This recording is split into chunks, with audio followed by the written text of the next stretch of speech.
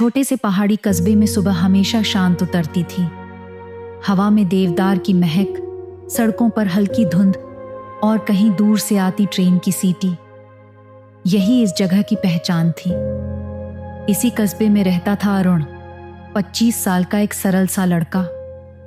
उसकी जिंदगी दिखने में बहुत साधारण थी, लेकिन उसके भीतर बहुत गहरे कहीं एक अधूरापन था जिसे वो किसी को नहीं दिखाता था।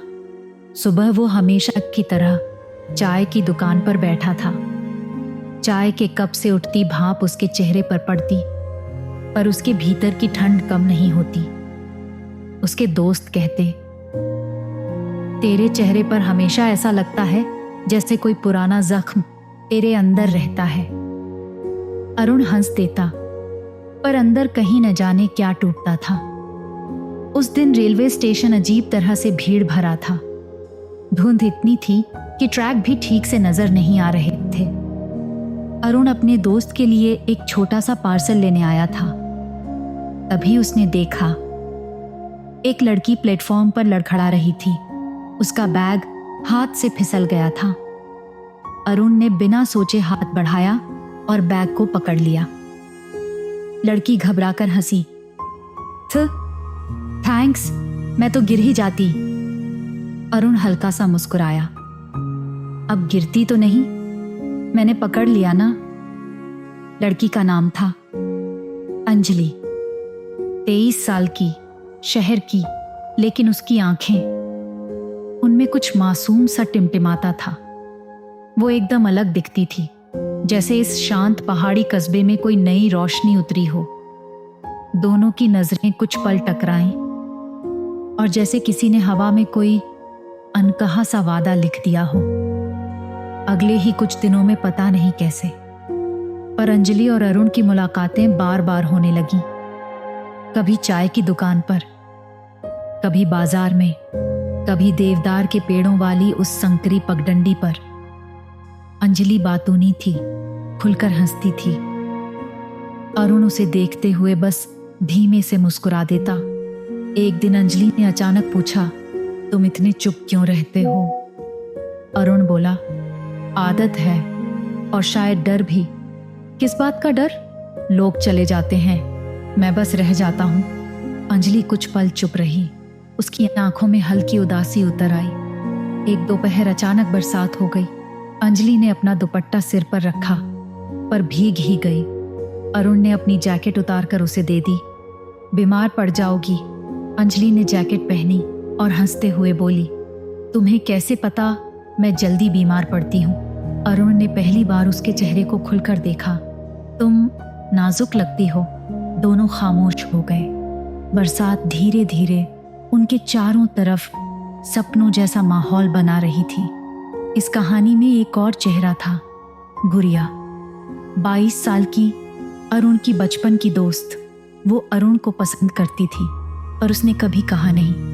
और जब उसने अंजलि को देखा, उसकी आंखों में हल्का सा डर और जलन उतर आई। वो अक्सर दूर खड़ी होकर दोनों को देखती रहती, मुस्कुराती जरूर, लेकिन उसकी मुस्कुराहट के पीछे एक तूफान था। समय बीतते बीतते अंजलि और अरुण एक दूसरे के करीब आने लगे। अंजलि बात करते करते रुक जाती, जैसे कुछ कहने वाली हो। अरुण उसे देखता रहता, पर कह नहीं पाता। मैं तुमसे प्यार करने लगा हूं। गुड़िया अब बेचैन रहने लगी थी। वो अरुण के आसपास ज्यादा दिखने लगी। एक दिन उसने अंजलि से कहा, तुम वापस शहर चली जाओगी। अरुण तुम्हारे लिए दिल से कुछ नहीं रखता। अंजलि के चेहरे पर जैसे किसी ने चोट मार दी हो। बारिश की रात थी। अंजलि ने अरुण को बुलाया। उसकी आंखें नम थीं। वो अरुण को देखते ही बोली, कुछ तो बदल गया है अरुण, तुम पहले जैसे नहीं रहे। बताओ क्या हुआ? अरुण खामोश रहा। वो डरता था कि कुछ बोलने से सब टूट जाएगा। अंजलि की आंखें भर आईं। उसने फुसफुसाया, क्या तुम मुझसे दूर हो रहे हो? अरुण फिर भी बोला नहीं।